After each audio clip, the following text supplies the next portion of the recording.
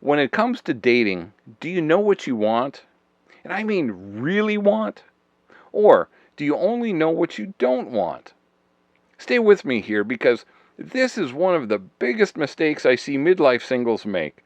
And if you've been divorced or widowed for a while, actively putting yourself out there but not getting the results you want, this video is going to be a bit of a wake-up call. But it's also going to give you a clear path forward. So let's get into it. Here's what's interesting. I've been coaching singles for over a decade now, and I can predict with about 90% accuracy what will happen on my first conversation with a new client. I'll ask them, "So, what are you looking for in a partner?" And they'll immediately start telling me everything they don't want. Not someone who's controlling like my ex, not a workaholic, no drama queens, no couch potatoes, nobody who's still hung up on their ex, not someone who's cheap, and the list goes on and on. Now, can you relate to this? Drop a comment below if this sounds familiar, because I'm willing to bet you most of you watching this have done the exact same thing. And look, I get it. You've been hurt. You've made mistakes. You've learned painful lessons from your past relationships, and you're trying to protect yourself from going through that again. But here's the hard truth. Knowing what you don't want is not a dating strategy. It's a defense mechanism. And if that's all you're working with, you're going to stay stuck exactly where you are. Let me tell you a story about a client. I'll call her Janet. She'd been divorced for about 8 years when she came to me. An attractive woman, successful career, great sense of humor. She'd been probably on 50 or 60 dates over those 8 years. But every relationship fizzled out within a few months. She'd meet someone, think they had potential, invest time and energy, and then something would feel off. She'd end it and start over.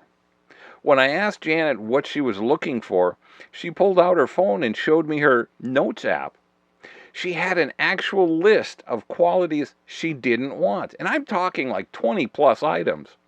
Someone who's not angry all the time, not boring, not emotionally unavailable, not obsessed with their ex, not a mama's boy.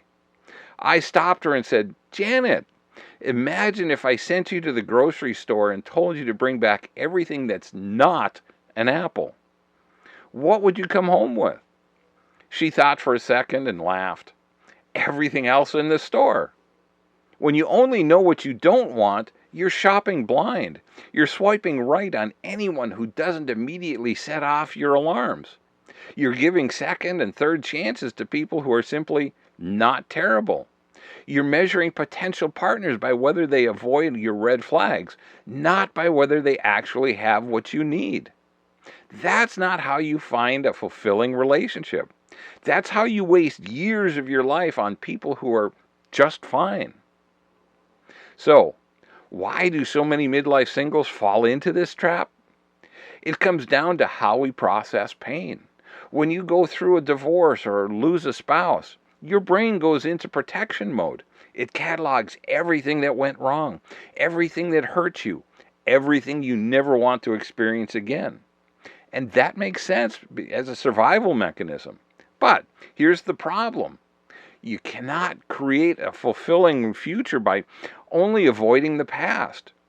Let's say your ex-husband was controlling. He made all the decisions, dismissed your opinions, and made you feel small. So now you're dating, and your primary filter is not controlling. But what does that actually get you? It might get you someone passive, someone who never makes decisions at all, someone who always defers to you, even when you want a partnership. Is that what you want? Probably not. What you actually want is someone who respects your independence, someone who values your input, someone who sees decisions as something you make together, someone who celebrates your strength instead of feeling threatened by it. See the difference? One is reactive, one is intentional. One keeps you stuck in the past. The other pulls you forward into the future that you actually deserve. The most successful daters I've coached all made the same fundamental shift. They stopped running away from what they didn't want and started running toward what they did want. They got clear on two specific things: their must-haves, the non-negotiable qualities, values, and characteristics they need in a partner, and their deal breakers, the genuine red flags that mean this person isn't right for them, no matter what else they bring to the table. Now, this is different from a not list. Deal breakers are specific. They're based on core values and compatibility, not just the opposite of your past pain. And must-haves? Those are positive. They're clear. They give you something to move toward.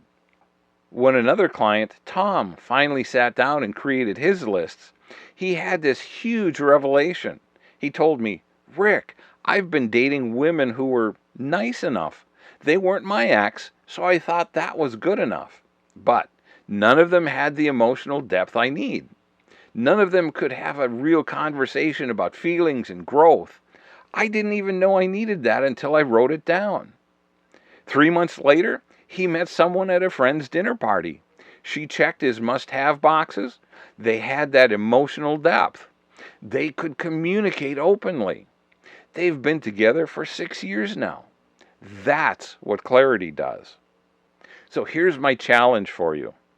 If you're tired of spinning your wheels, if you're done wasting time on people who are just not terrible, if you want to actually find the relationship you deserve, you need to get clear on what you want.